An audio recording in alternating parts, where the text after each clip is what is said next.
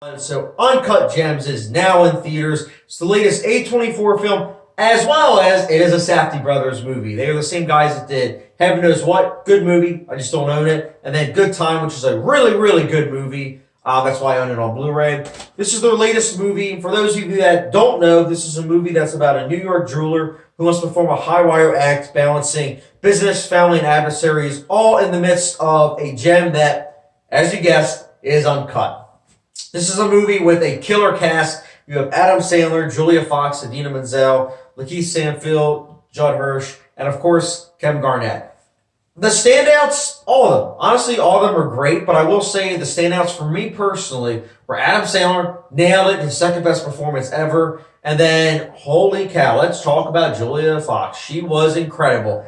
For some reason going into this movie, when I looked at the cast, I thought that she had done stuff before, but she hadn't, which I think is even more impressive because when she was on screen, you're captivated by her. Not just her beauty, but just the fact that she was able to have acting chops and go head-to-head against Adam Sandler. And Adam Sandler's performance in this movie is excellent.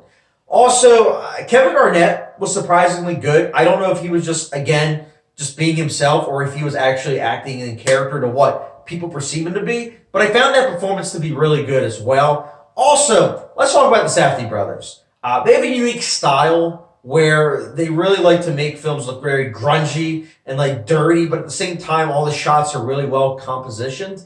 That's what this movie is as well. There's a lot of close-ups, but at the same time, it's balanced out with long takes that are also given room to breathe. This movie is also edited to perfection. What the editors have to do is they have to balance, obviously, the cinematography, the way it's shot, but they also have to balance the scenes and the interwoven of the dialogue. Because this is a film that is so stressful with the dialogue because have you ever been to a party where it's like you see people and you're like, wow, these are all cool people, and you want to talk to them and follow along with what they're saying, but it's so difficult? That's what this movie is like. This is a movie that when you're watching all these characters speak, you're trying to keep up with all these different conversations, but it's so difficult to do that, and that's what the editors have to do, as well as the sound mixing crew members. And that's what I think is really impressive about this movie in doing that.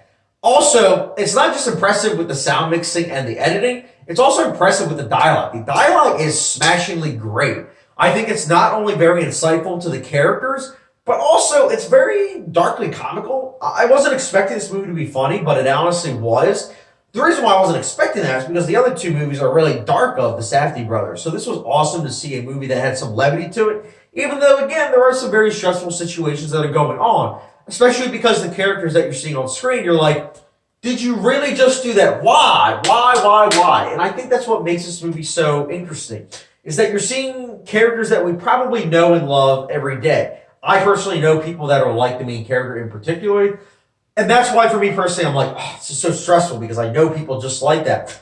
But at the same time, it's compelling because you notice some traits of him that you might be able to say, oh, I understand that. But at the same time, let's just talk about the other means of the filmmaking. I just want to get into it real quick. The score is awesome. Holy cow. Not as great as the score for Good Time, but it's really, really good. It's got a synth mix that is really well done when compositioned with all the other dialogue in the movie. Really effective. The ending, whoo-wee. The build-up to the ending, I think, is really effective, and I saw this with 3 other friends. I was the only one, actually no, that's a lie.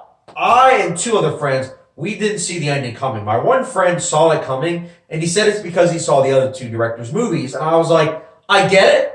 But for me personally, and again, this isn't a spoiler, I was like, oh wow, like, you know, they went a different direction where it's a happy ending, and then you get hit with the ending and you're like, oh, that's the Safdie brothers. So if you're looking for a movie that's very happy and not stressful, I would not recommend watching this movie. If you're looking for a movie that is stressful and at the same time has some incredible filmmaking that lives up to the trailer, because the trailer is one of the best of the year in my opinion. I think it's really great in terms of the way they edited that trailer together, and it fits the movie perfectly. If you are all about filmmaking, all about dealing with stressful characters and anxiety-inducing situations, watch Uncut Gems. But again, if you want a movie that's happy-go-lucky and at the same time, doesn't have overlapping dialogue and at the same time also has characters that are just idiots, don't watch this movie. Just don't. I want you guys to watch it, though, at the same time for everyone else. And that's why, for me personally, Uncut Gems, I think it's one of the best movies of the year. And that's why, me personally, I'll be giving Uncut Gems a 4.75 out of 5-star rating, which, for those that like a hot sauce rating, it's the good old Tabasco rating. The reason why I didn't give it a 5 out of 5 is because that second act, I did have issues with it because for a movie that's been advertised as so stressful inducing, the second act wasn't as stressful as the first and third act for me personally. So that's why I was like, you know what, maybe when I rewatch it, I'll like it even more. But for now, I'll stick with my rating of 4.75. But I do hope that, much the same ways as The Witch, Hereditary, I do hope that this is a movie that kind of marinates with me and, ages like a fine wine. So, guys, that's my review of Uncut Gems. What did you think about Uncut Gems? Is it one of your favorite movies of the year? Least? Let me know your thoughts in the comment section below. And as always, don't forget the subscription, notification bell, and I'll catch you guys later.